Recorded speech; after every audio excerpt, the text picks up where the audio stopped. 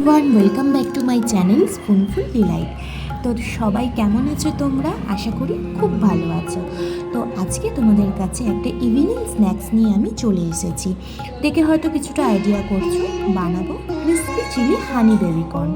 যার জন্য আমি বেবিকর্নগুলোকে কেটে নিলাম। এবারে কড়াই বসিয়ে দিয়েছি, জল দিয়ে জল গরম হতে দেবো বেবিকর্নগুলোকে সিদ্ধ হওয়ার জন্য। তো জলটা গরম হওয়ার আগে দিয়ে দিলাম একটু হলুদ গুঁড়ো আর স্বাদ মতো নুন।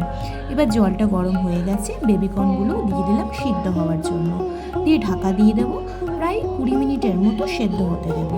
আর এদিকে আমি নিয়ে নিয়েছি টমেটো কুচি, পেঁয়াজ, ক্যাপসিকাম, কাঁচা লঙ্কা, রসুন। তো দেখো 20 মিনিট পর ঢাকা উঠিয়ে নিলাম।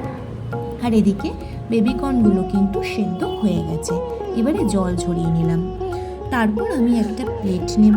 প্লেটের মধ্যে নিয়ে নিয়েছি 3 চামচের মতো কর্নফ্লাওয়ার, দিয়ে দিলাম একটু সামান্য লঙ্কার গুঁড়ো, আর দিয়ে দেবো স্বাদ মতো নুন।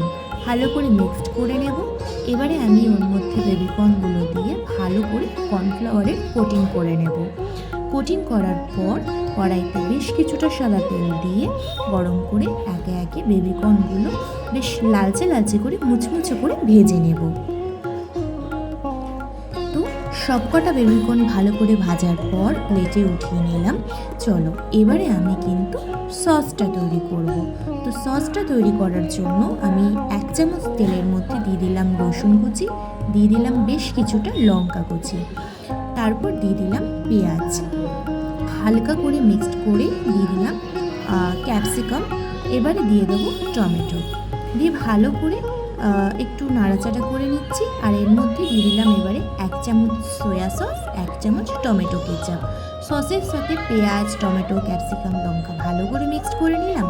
দিয়ে দিলাম একটু গোলমরিচ গুঁড়ো আর স্বাদ মতো নুন।